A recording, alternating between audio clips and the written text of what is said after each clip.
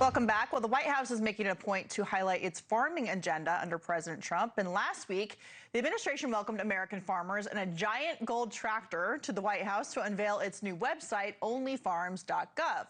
The website showcases just how much it's done to stand up and work for America's farmers. And earlier today, I caught up with Agriculture Secretary Brooke Rollins to get into all of that work and more. Secretary Rollins, it's great to see you here in your office. Thanks so much for having us at USDA. Isn't this the coolest? I will say, Katie, thank you for having me. But we do get in debates who has the coolest office. Secretary Bessent, Secretary Lutnick. Secretary Kennedy says definitely not me. And Secretary Turner says definitely not me. But I will go to bat for this office in this building right on the National Mall. Yes. Any day, so I'm so happy to have you Yes, we've been to Secretary Burgum's office, Secretary Zeldin's office, and they all have their own flair, and you certainly brought the Texas theme to this office, true. Understandably. That's true.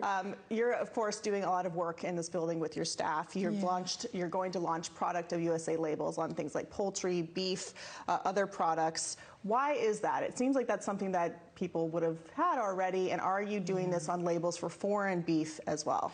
Well, so we'll take a step back. I think that when the president announced to me November 23rd, I was sworn in February 13th, one of the single biggest priorities, almost from the first minute the president called me about this job, was that for decades now, we have been offshoring our food. And we, for whatever reason, had really lost sight of the fact that the food industry, food supply is consolidating. A lot of foreign interests, foreign adversaries are buying in. They're buying our farmland. We're losing, especially that small and mid-sized family farm, almost 150,000 over the last 15 years. I mean, these are unsustainable numbers. I come from a bigger policy world than just agriculture. Certainly my background's agriculture. My heart is there. But I think because I'm a little bit of a unique choice for this role, it really helped me, but also the cabinet, the president, to understand this is a national security issue. So when we talk about Product of the USA, not just supporting and elevating our great American ranchers and farmers, that's key priority, recalibrating the whole USDA around that constituency versus the previous Biden-Obama USDA. It was climate change and DEI. We're now Trump USDA about the farmers and ranchers, but also national security, incentivizing our American ranchers and farmers to build and to produce more and more, bring a lot of what we have put offshore. It's like the president talks about manufacturing.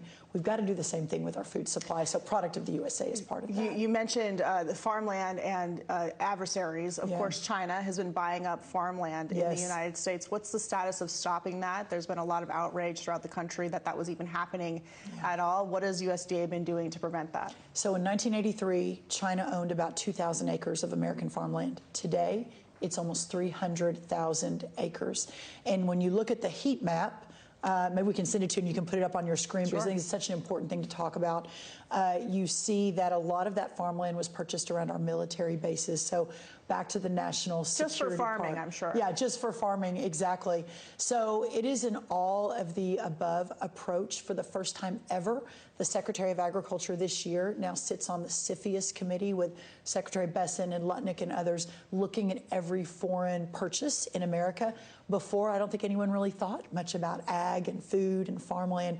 So that's happened. Number two, for it to become a federal ban, it's got to be through Congress.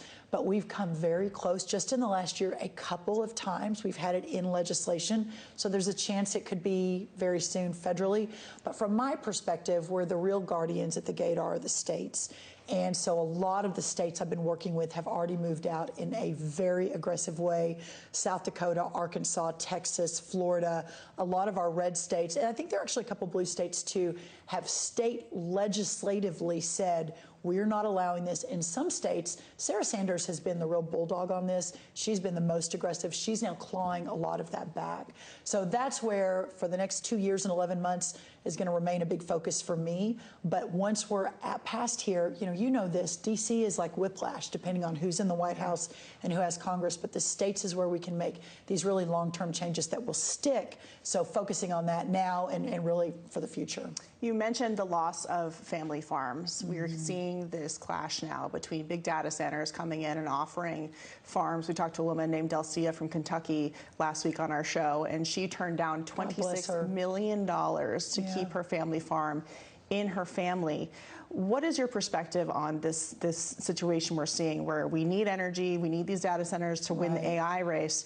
We also need family farmers and food to be produced in America. And is there a tension there that needs to be, at least resolved, given we don't want big tech bullying family farms? That's right. If we want people to be able to make their own decisions. Yeah, it's interesting, Katie. I think they can't be mutually exclusive, because if they are on both sides, we lose our country. We have to, on the AI side, data center side, we have to keep leading the world in that, or again, talk about national security. China and others will be happy to jump ahead of us and then compromise our entire, America as we know it today won't survive.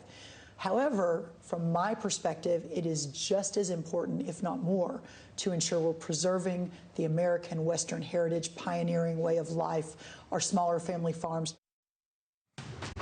Thank you for watching. Subscribe below and download our NewsNation app right now on your phone, and you will get fact-based, unbiased news for all Americans.